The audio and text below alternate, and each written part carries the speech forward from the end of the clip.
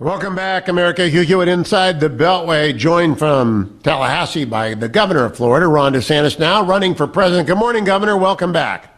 Hey, Hugh. How you doing? I am great. I want to begin with your announcement. Last time I talked to you, you hadn't announced. Now you have announced. In your announcement, you promised to reconstitutionalize the government.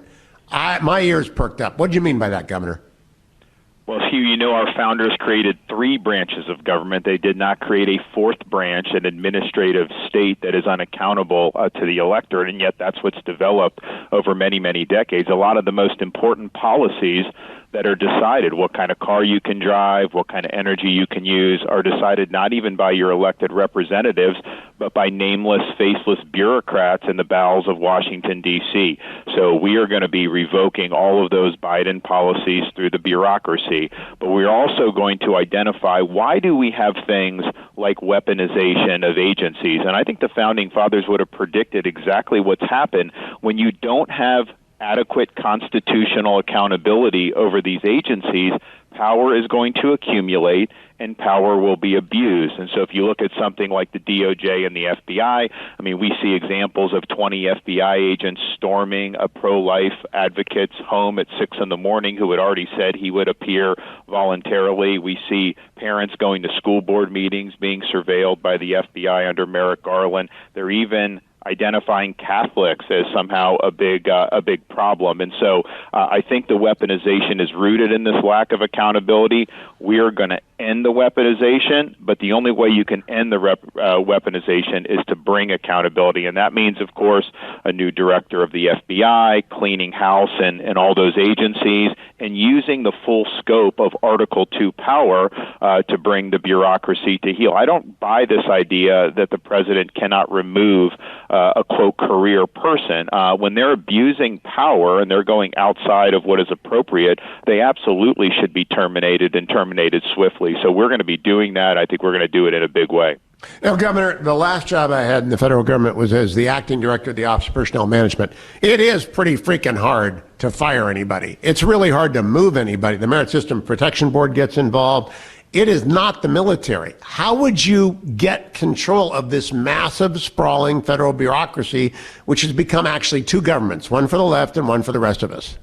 Well, I think the assertion of Article 2 power in ways that maybe have not been done, I think needs to be done. I think this current Supreme Court would view some of the bureaucracy that you cited in those restrictions as potentially impinging on Article 2 authority to actually run the executive branch. And so we will assert that. We will also reduce the footprint of all these agencies, but particularly DOJ and FBI within D.C. By at least 50%. I mean, I think if you look at something like the FBI, you have a politicized culture that's developed within Washington, D.C. at headquarters, and I think it's totally toxic to the rule of law. And so taking that and saying we're going to radically reduce that size, we're going to do more on the field offices, I think would be a big deal. But we're also going to refocus functions of things like federal law enforcement. I mean, they should not be doing things like policing speech on social media or trying to crack down on so-called misinformation. They should focus on the rising crime in urban areas.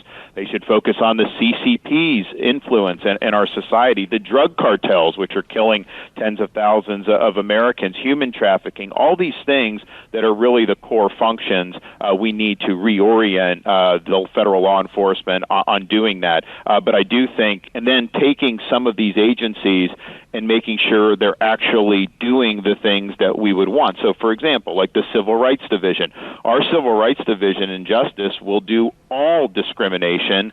Yes, of course, you don't discriminate against a racial minority, but you also have to look at corporate America, government, academia, how they are wielding things like DEI in a discriminatory manner against other people. And so we will say no tolerance for discrimination of all kind, regardless of whether you're in the majority or in the minority.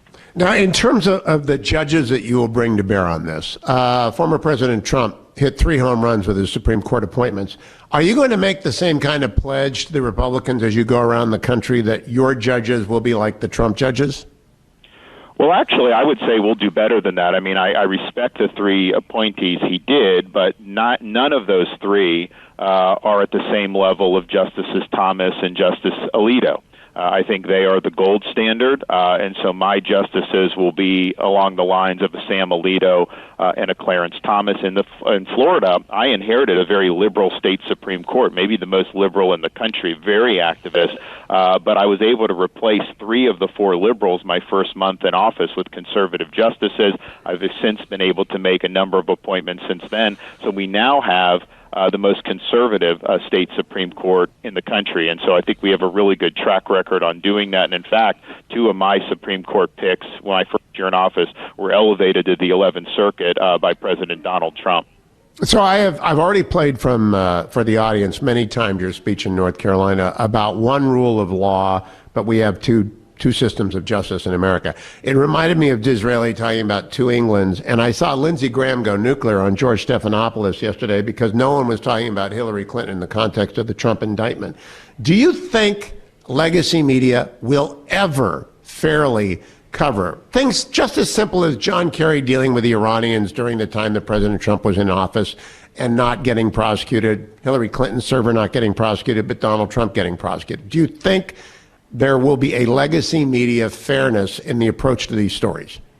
Of course not. They have an agenda. They've become increasingly shrill and partisan, and they are going to advance the agenda that they want to advance. Look, Hugh, I was in Congress when the Hillary thing happened, and what I was able to say, I think that everyone agreed with, was as a naval officer, if I had done what she had done, I would have been court-martialed very, very quickly. There would have been no question about that. And I think the thing that bugs me to this day about what happened with Hillary was, yes, the Comey non-prosecution decision was bad, but there was zero prosecutorial zeal to investigate all this stuff. I mean, it was basically a kid glove treatment. They delegated a lot of the investigation to Hillary's own aides. It was a total joke. And so I think when you talk about 2 standards of justice, if you have extraordinary zeal on one side and then a complete indifference and a lack of zeal on the other, that's a huge imbalance. And I think that's something that we'll certainly rectify when I become president. But it is glaring, and I think people see that. And just think about some of the stuff that we've seen with so you mentioned the court. You have these crazed lunatics that are out there threatening the Supreme Court justices at their home. That's in violation of federal law, and yet the Garland Justice Department turns a blind eye to it. I think, and I think you would agree, if different protesters were in front of the liberal justices' homes, I think they would act very, very quickly. Oh, I see the narrative always moving to cover one side of a story. We still do not have the statement of the Nashville shooter, her manifesto. And I wonder, does that disturb you that there seems to be 2 standards for reporting even violent crime like that? No, not only 2 standards. I think that there's a concerted effort to suppress facts that conflict with the overall narrative. And so this Nashville shooter does not fit the narrative. If anybody ever does anything like that, what does the corporate press want? They want to be able to tag this in a way that they can stick it to conservatives and blame conservatives for why this happens. Now, it usually doesn't work out that way, and so they got to kind of try to run interference about that. But yes, not only are they not telling the truth, they're actively suppressing the truth about a lot of these issues. And I think that's the problem I see with corporate media more so than maybe 20 years ago. There was always a liberal bias. I mean, you know that, I know that. But I think the elevation of narrative above all else and the ignorance of facts or even the suppression of facts that conflict with the narrative has just become standard practice. And so when you have any of these, I don't have any hope that it will be reported fairly. You just assume that they're going to continue with the same playbook. Would President DeSantis have bailed out SVB Bank? Because I think that's another example of the double standard at work in America. President Biden said no bailout on Friday. It was bailed out on Sunday after Silicon Valley worked the phones. Would you have bailed out SVB? No, of course not. So SVB, these are very sophisticated depositors. This is servicing a lot of venture capitalists in Silicon Valley. These people are wealthy. They're smart. They made the decision to put money into those accounts in excess of the insured limits. And here's what I can tell you, Hugh. They were politically connected. They were not, quote, systemically important in terms of the overall economy. If a bank in, say, Iowa that serviced farmers had the exact same problems, do you think there is any chance that that bank in Iowa would have been bailed out? I would say the chance of that would have been zero. I agree. I want to close with the Chinese Communist Party. Chairman Gallagher was just on. And, of course, you know the armed services. You're the only veteran running for the office. What do you think will happen if China attacks Taiwan under President Biden? I think it will not end well. I think that Biden has really reduced our deterrent capacity in the Pacific. We should be bolstering that. I think we also need to look in Florida, we've actually taken action against CCP influence. We nixed Confucius Institutes and our institutes of higher education. We also just prohibited CCC land purchases in the state of Florida, particularly the farmland and land near military bases. And so I think we got to do way more to combat CCP influence at home. I think we got to do more to build economic resilience of our country. We were never intertwined economically with the Soviet Union during the Cold War the way we are with the Chinese Communist Party. And I think it's made our country weaker as a result.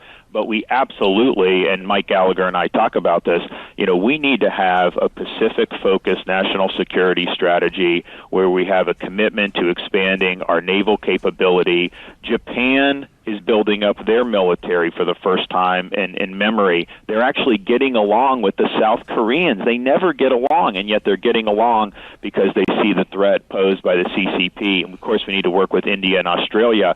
So building a strong deterrent capability, I think, is going to be order one for national security in the Pacific for the next president of the United States. I'm just hoping we can get there before we see disaster strike. We got 1 minute, Governor. Last question. You get one big swing in your first year as president, and President Trump missed when he went for his first big swing on repealing Obamacare. He hit the second one on the tax cut. What would Ron DeSantis' first big swing under reconciliation, where you need simple majority in the Senate, be on? It's going to be more than just one, because Biden expanded reconciliation. They dumped a lot of stuff. So we're already going through what can we all put in there. Obviously, we're going to shut down the border. We're going to do the border security. That is just point one. We've got to get that done. Two, we are going to repeal Biden's disastrous economic policies, his Green New Deal, and we're going to have things that are going to help jumpstart this economy, things like full expensing so that we have more ability to produce manufacturing. But we are going to have a huge package for reconciliation. It's going to cover a lot of different things. Governor Ron DeSantis, keep coming back. Thank you for joining me. I'll be right back. America, Speaker McCarthy is next on the Hugh Hewitt Show.